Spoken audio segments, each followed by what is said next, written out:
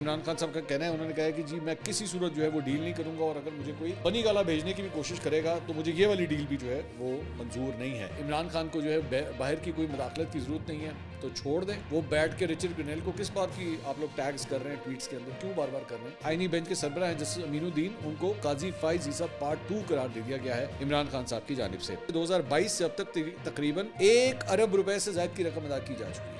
1 ارب روپے لاہور کے ایک وکیل اسمبلی کے 2 ٹکٹ اور 5 کروڑ وصول کر چکے ہیں۔ السلام علیکم ناظرین، میں ہوں منصور علی خان، اپنے ریل چینل کے اوپر آپ کو خوش آمدید کہوں گا۔ ناظرین، پچھلے 12 گھنٹے میں جو خبریں ڈیولپ ہوئی ہیں اس پہ تفصیل سے بیٹھ کے بات کریں گے۔ سب سے پہلے سیاست کے میدان کی جانب بھی جائیں گے، لیکن اس سے پہلے آپ سے ریکویسٹ کہ چینل کو سبسکرائب کرنا مت بھولیے، بیل آئیکن پریس کیجیے۔ اگر آپ کو ویڈیو پسند آئے اسے لائک اور شیئر ضرور کیجیے گا۔ نیچے واٹس ایپ چینل کا ہم لنک شیئر کر رہے ہیں، آپ اسے بھی جوائن کر سکتے ہیں۔ اچھا جناب، آج تو اسٹاک مارکیٹ کے اندر جو ہے بڑی تیزی دیکھی گئی جناب، تقریباً 3907 پوائنٹس کا اضافہ ہوا۔ یہی وہ اسٹاک مارکیٹ جو آج سے ہفتہ 10 دن پہلے جو ہے وہ لال و لال ہوئی تھی، اور 2-3 مسلسل سیشنز جو ہیں وہ کافی جو ہے وہ ریڈ زون کے اندر چلے گئے تھے۔ تو مجھے اچھی طرح یاد ہے کہ حکومت کے جو ناقدین ہیں انہوں نے کہا کہ جناب دیکھا اسٹاک مارکیٹ کا ببل بھی جو ہے وہ پھٹ گیا ہے، لیکن میں نے، اگر آپ کو یاد ہو، میں نے آپ کو اس وقت بھی کہا تھا کہ یہ کریکشن فیز ہے۔ کریکشن فیز جب گزر جائے گا تو اس کے بعد جو ہے دوبارہ پازیٹیوٹی جو ہے وہ شروع ہو جائے گی۔ تو 3900 پوائنٹس کا یہ ذہن میں رکھیے گا کہ پاکستان تحریک انصاف جب احتجاج کری تھی اسلام آباد میں 25 نومبر کو، 3500 پوائنٹس مارکیٹ گری تھی اس حالات کے اندر۔ تو آج اس سے بھی زیادہ بڑا اضافہ ہوا ہے، 3900 پوائنٹس کا آج اضافہ ہوا ہے۔ اور سال کے آغاز کے اندر جو ہے وہ عام طور پہ دیکھا جاتا ہے کہ پازیٹیوٹی جو ہے وہ مارکیٹ کے اندر نظر آتی ہے۔ لیٹس سی آگے 2025 کے اندر یہ مارکیٹ جو ہے وہ کس طرف جاتی ہے۔ سیاست کے میدان کی طرف اب ذرا چلتے ہیں جناب۔ توشہ خانہ 2 کیس کی سماعت اڈیالہ جیل میں ہوئی، اور وہاں پہ عدالت میں عمران خان صاحب کو بطور وزیر اعظم ملنے والے 100 سے زائد تحائف کی ڈیٹیلز جو ہیں وہ آج شیئر کی گئیں۔ اور اسپیشل جج سینٹرل شاہ رخ ارجمن کے روبرو ہونے والی سماعت میں عمران خان اور بشرا بی بی دونوں موجود تھے۔ وہاں پہ بیرسٹر گوہر، سلمان اکرم راجہ، فیصل چودھری بھی سماعت کے موقع پہ عدالت میں پیش ہوئے۔ سماعت کے دوران کیبنٹ ڈویژن کے سیکشن آفیسر بنیامن کا بیان ریکارڈ کیا گیا۔ اس کے علاوہ بشرا بی بی کے وکیل ارشد تبریز نے گواہ پر جزوی جرح کی، اور آئندہ سماعت پر جو ہے یہ کنٹینیو ہوگی، اور آئندہ سماعت پہ جا کے جو ہے یہ مکمل ہوگی۔ اسی طرح آئندہ سماعت پر عمران خان کے وکیل سلمان صفدر بھی گواہ کے اوپر جو ہے وہ جرح کریں گے۔ گواہ نے جناب 100 صفحات پر مشتمل ریکارڈ جو ہے وہ عدالت میں پیش کیا ہے، اور گواہ کی جانب سے توشہ خانہ 2 کیس کے سلسلے میں عمران خان کو بطور وزیر اعظم ملنے والے 108 تحائف کی فہرست جو ہے وہ عدالت میں پیش کی گئی۔ اس کے علاوہ توشہ خانہ تحائف کے ریکارڈ سے متعلق 2 رجسٹر بھی جو ہے وہ عدالت میں پیش کیے گئے۔ گواہ نے پرائیویٹ اپریزر کا قانونی طریقہ کار بھی عدالت میں پیش کیا، اور اس کیس کی سماعت جو ہے 2 جنوری تک کے لیے ملتوی کر دی گئی ہے۔ بعد میں عمران خان صاحب کی بہن علیمہ خان صاحبہ نے جو ہے وہ اڈیالہ جیل کے باہر میڈیا سے گفتگو کی۔ انہوں نے کہا عمران خان نے کہا ہے کہ عدلیہ کا مذاق بنایا گیا ہے، میں ہر کیس لڑوں گا، جب کیسز لڑ رہا ہوں تو مجھے ڈیل کرنے کی کیا ضرورت ہے، اسٹیبلشمنٹ یا کسی ملک کے کہنے پر ڈیل نہیں کروں گا۔ عمران خان کا کہنا ہے کہ 9 مئی انہوں نے کیا، جنہوں نے CCTV فوٹیجز چرائی ہیں۔ 9 مئی کی سازش پہلے سے کی گئی تھی، جن لوگوں نے 9 مئی کے بعد پارٹی چھوڑی ان کے کیسز معاف کر دیے گئے۔ 26 نومبر کے لاتعداد لوگ مسنگ ہیں، لال مسجد کی طرح لاشیں دفنائی گئی ہیں۔ آپ ملک کی سرحدوں کی فکر کریں۔ 2 مطالبات ہیں، 9 مئی اور 26 نومبر پر جوڈیشل کمیشن بنائے جائیں اور بے گناہ قیدیوں کو رہا کیا جائے۔ عمران خان نے کہا کہ وہ بنی گالہ میں ہاؤس اریسٹ پر نہیں جائیں گے۔ توشہ خانہ 2 کیس بھی توشہ خانہ کے پہلے کیس جیسا ہے۔ القادر یونیورسٹی کیس میں 6 تاریخ کو عمران خان کو سزا سنانی ہے۔ القادر کیس اور توشہ خانہ 2 اعلیٰ عدالتوں میں جو ہے ان کا کہنا تھا کہ یہ ختم ہو جائیں گے۔ اب دیکھتے ہیں کہ وہ ختم ہوتے ہیں کہ نہیں ہوتے، لیکن یہ عمران خان صاحب کا کہنا ہے۔ انہوں نے کہا ہے کہ جی میں کسی صورت جو ہے وہ ڈیل نہیں کروں گا، اور اگر مجھے کوئی بنی گالا بھیجنے کی بھی کوشش کرے گا تو مجھے یہ والی ڈیل بھی جو ہے وہ منظور نہیں ہے۔ ویسے آپس کی بات ہے کہ PTI کے لوگ جو ہیں آف دا ریکارڈ جب پرائیویٹ سیٹنگ میں بیٹھتے تھے تو وہ یہ کہتے تھے کہ جناب ہم کوشش کر رہے ہیں کہ یہی ڈیل ہمیں مل جائے، کم از کم یہی مل جائے، لیکن یہ ڈیل بھی جو ہے نہیں مل رہی تھی۔ بلکہ آن دا ریکارڈ PTI کے بہت سے لوگ جو ہے یہ بات کہہ چکے ہیں کہ جب یہ لوگ اسلام آباد آئے تھے احتجاج کرنے کے لیے تو اس موقع کے اوپر بھی جو ہے وہ یہ ڈیل کا حصہ جو ہے وہ یہ چیزیں بن رہی تھیں کہ عمران خان صاحب کو KP کے اندر جو ہے وہ کہیں پہ شفٹ کر دیا جائے، KP کے جیلوں کے اندر جو ہے وہ شفٹ کر دیا جائے، لیکن بات آخرکار نہیں بنی تھی۔ اب وہ کہتے ہیں کہ جی میں تو بنی گالا بھی جو ہے وہ میں ایکسیپٹ نہیں کروں گا۔ خیر، عمران خان صاحب کے وکیل فیصل چودھری، فواد چودھری صاحب کے بھائی، انہوں نے کہا آج عمران خان ٹھیک تھے، اپنی اسپرٹ میں تھے، ایکسرسائز کر کے آئے تھے۔ انہوں نے اپنی پارٹی کو پیغام دیا ہے کہ چیئرمین اور جنرل سیکرٹری کے ذریعے کہ آپ ثابت قدم رہیں۔ ISPR کی پریس کانفرنس کا انہوں نے متعدد جواب دیا اور 26 نومبر اور 9 مئی سانے پر بھی انہوں نے گفتگو کی. مذاکرات کے حوالے سے انہوں نے کہا کہ ہم نے اوپننگ دی ہے, ہمارے 2 مطالبات ہیں اور ان 2 میں سے کوئی ایک ایسا نہیں ہے جو نہ ہونے والا ہو. ایک سوال کے جواب میں عمران خان نے کہا کہ نواز شریف 12ویں کھلاڑی ہیں, وہ سیاست سے آؤٹ ہو چکے ہیں, تو ان کے ساتھ کیا بیٹھنا ہے. ان کی سیاست میں ریلیونس ہو تو بندہ بیٹھے بھی اور بات بھی کرے, لیکن وہ اس وقت سیاست سے آؤٹ ہیں. عمران خان نے کہا کہ سول نافرمانی کی تحریک جاری ہے اور تفصیلات زر کا بائیکاٹ جاری رکھیں گے. مطلب یہ اب بات کلیئر ہوگی کہ یہ جو سول نافرمانی کی تحریک ہے یہ جاری ہے. لیکن انٹرسٹنگ بات یہ ہے کہ PTI کے جو لیڈرز ہیں وہ جب سوشل میڈیا کے اوپر آتے ہیں یا مین اسٹریم میڈیا کے اوپر آتے ہیں تو وہ اسے ایکسیپٹ نہیں کرتے کہ جناب نہیں, ابھی باقاعدہ طور پہ جو ہے اعلان. تو عجیب ایک کنفیوژن کی جو ہے کنفیوزڈ صورتحال جو ہے وہ یہاں پہ چل رہی ہے. اچھا, انٹرسٹنگ بات اس سارے معاملے کے اندر جو ہے عمران خان صاحب یہ جو نواز شریف صاحب کے بارے میں کہہ رہے ہیں کہ 12ویں کھلاڑی ہیں تو ان کی کیا ان سے میں کیا بات کروں. بالکل یہی بیہیویئر جو ہے وہ پہلے اس حکومت کے حوالے سے بھی ان کا یہی تھا کہ جناب میں ان سے کیا بات کروں, یہ لوگ تو جو ہے کیا کہتے ہیں یہ جو فارم 47 کی گورنمنٹ ہے تو ان سے میں نے کس قسم کی بات کرنی ہے. آج وہی پاکستان تحریک انصاف جو ہے انہی لوگوں سے مذاکرات کرنے کے لیے بیٹھی ہوئی ٹیبل کے اوپر موجود ہے. میرے خیال میں اس حد تک جو ہے وہ ایکسٹریم بیانات نہیں دینے چاہیے. کل کو پتہ لگے آپ کو یہی سارا کچھ پھر کرنا پڑا. خیر, عمران خان صاحب یو ٹرن لے لیتے ہیں, اس میں تو کوئی ایسا اوکھا کام نہیں ہے. اچھا جی, اس کے علاوہ جرنلسٹ زبیر علی خان جو PTI کو کور کرتے ہیں انہوں نے کہا جی عمران خان کی آئینی بینچ پر کڑی تنقید, ملٹری کورٹس کو سزا سنانے کی اجازت دے کر آئینی بینچ نے آئین کا مذاق بنایا ہے. یہ بینچ قاضی فائز صاحب پارٹ 2 ہے. تو جو نئے آئینی بینچ کے سربراہ ہیں جس امین الدین, ان کو قاضی فائز صاحب پارٹ 2 قرار دے دیا گیا ہے عمران خان صاحب کی جانب سے. اچھا, آج ایک بڑی انٹرسٹنگ صورتحال جو ہے وہ سٹارٹ ہوئی جہاں پہ PTI کے اپنے اندرونی مسائل ہیں اس کے حوالے سے تو بات ہوتی ہے, لیکن یہاں پہ ایک اور چیز کے اوپر جو ہے وہ ڈسکشن سٹارٹ ہوئی اور وہ یہ تھی کہ PTI یا عمران خان صاحب کے جو وکیل ہیں ان میں سے کتنے لوگوں نے کتنی فیسیں لی ہیں. یہ بڑی انٹرسٹنگ بات ہے. تو صحافی ہیں شاہد اسلم صاحب, پاکستان میں نہیں ہوتے, پاکستان چھوڑ چکے ہیں, پاکستان سے باہر ہیں. انہوں نے کہا کہ جی انہوں نے ٹویٹ سلمان اکرم راجہ صاحب کو کیا. انہوں نے کہا سلمان اکرم راجہ صاحب آپ جنرل سیکرٹری پاکستان تحریک انصاف اور قانونی ٹیم کے سربراہ بھی. راجہ صاحب کچھ تفصیلات درکار تھیں, امید ہے آپ شیئر کریں گے. میری معلومات کے مطابق PTI نے جن وکلا کی خدمات حاصل کی چاہے پارٹی کے اپنے یا باہر سے, انہیں پارٹی اور قیادت کے کیسز مختلف عدالتوں میں لڑنے کی فیس کی مد میں 2022 سے اب تک تقریباً 1 ارب روپے سے زائد کی رقم ادا کی جا چکی ہے. 1 ارب روپے, آپ اندازہ کریں.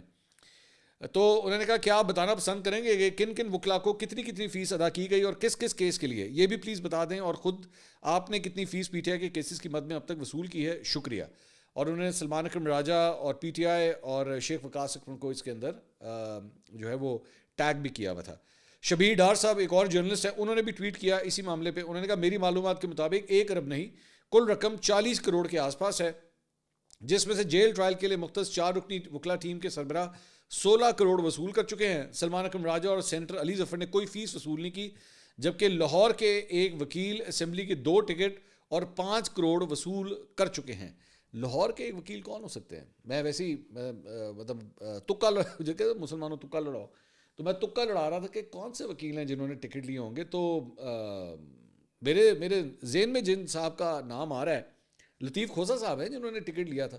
اب نام نہیں انہوں نے یہاں پہ لکھا ہوا کہ کس کی بات کر رہے ہیں. شبیر ڈار صاحب کہہ رہے ہیں کہ جی ایک وکیل نے, لاہور کے ایک وکیل نے اسمبلی کے 2 ٹکٹ اور 5 کروڑ روپے جو ہے وہ وصول کیے ہیں. آئی ڈونٹ نو یہ کون ہے. تو سلمان اکرم راجہ صاحب نے جو ہے اس کے بعد صحافی شاہد اسلم کو اس کا رپلائی کیا.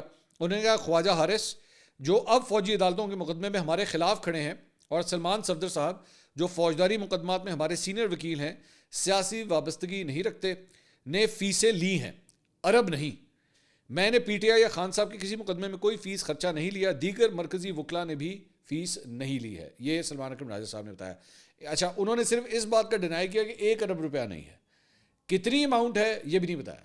بتانا چاہیے تھا میرے خیال میں, اس میں تو کوئی دو رائے نہیں ہے اس میں, کیونکہ میرا نہیں خیال شاید یہ عمران خان صاحب جو ہیں وہ اپنے کو پلے سے تو نہیں دے رہے نا. یہ تو انہوں نے آپ نے فنڈز اکٹھے کیے ہوئے ہیں. بائی دا وے اس کے اوپر بھی بہت سی انگلیاں اٹھی ہوئی ہیں کہ یہ جو فنڈز وغیرہ اکٹھے کیے گئے ہیں یہ کوئی اس کا حساب کتاب کوئی آڈٹ ہے یا نہیں ہے, تو اس کے اوپر بھی بہت سے سوال ہو رہے ہیں. خیر, اس کے علاوہ جناب ابو ذر سلمان نیازی صاحب, یہ بھی PTI کے وکیل ہیں, انہوں نے ٹویٹ کیا اسی کے اوپر. انہوں نے کہا after losing on every front now they have decided to target the legal team. Absolute lie and propaganda. Only 1 or 2 professional lawyers having no affiliation with PTI have been paid fee, and that too far below than what you have contended. Rest are working for free. Nothing from Shaukat Khanum memorial hospital fund.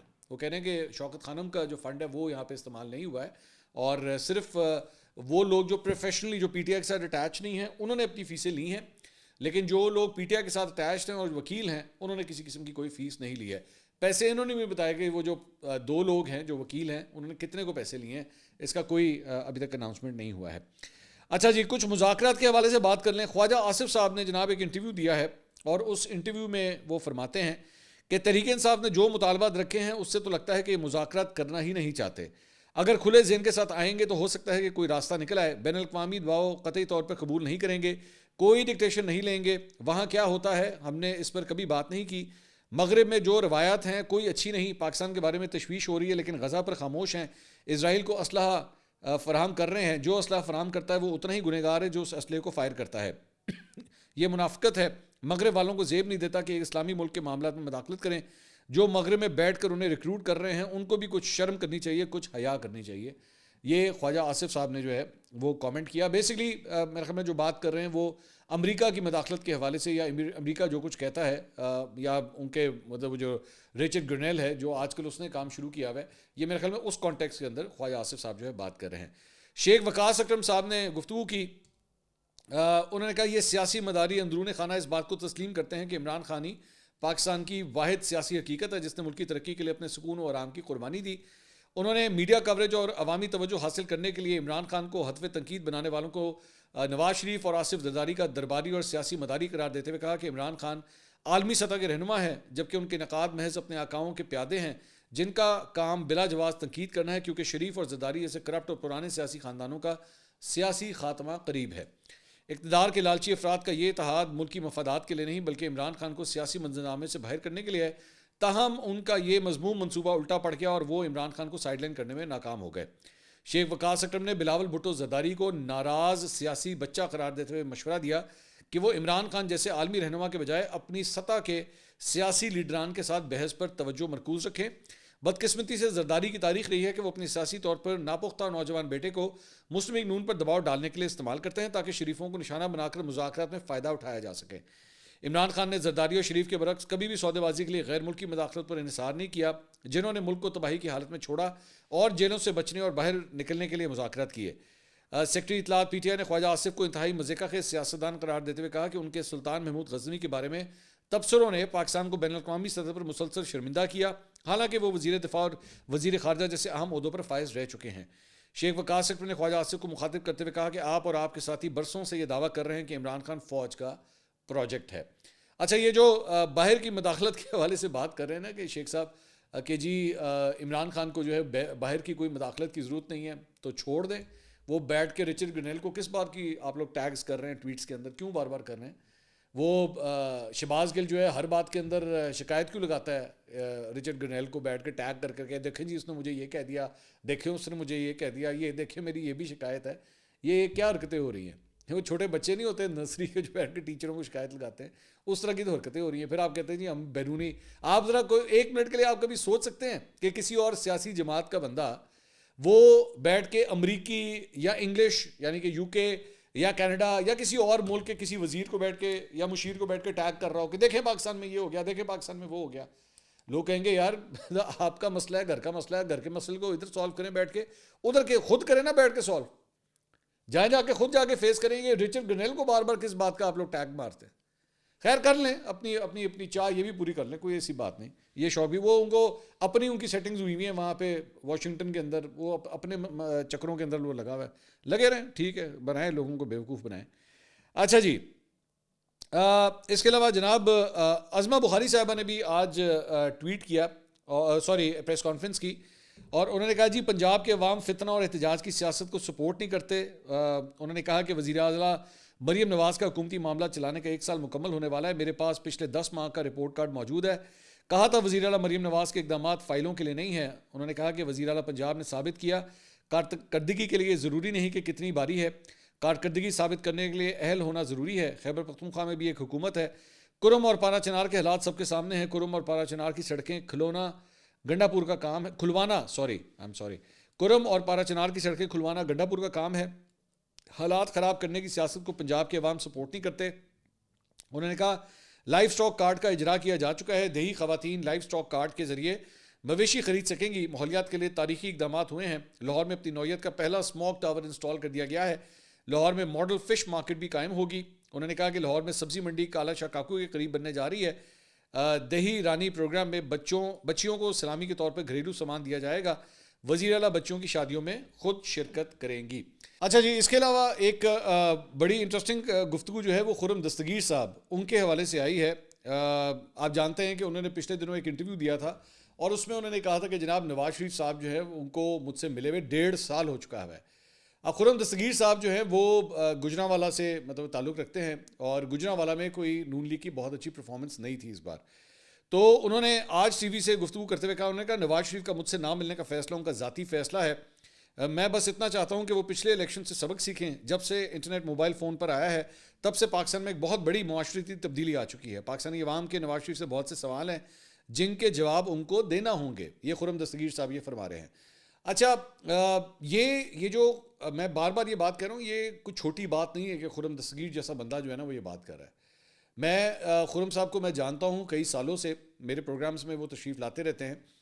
Very soft spoken person, اور وہ ایک ایسی شخصیت ہیں جن کو آپ کبھی غصے میں نہیں دیکھیں گے. کوئی آپ ان کو لوز ٹاک کرتے ہوئے نہیں دیکھیں گے.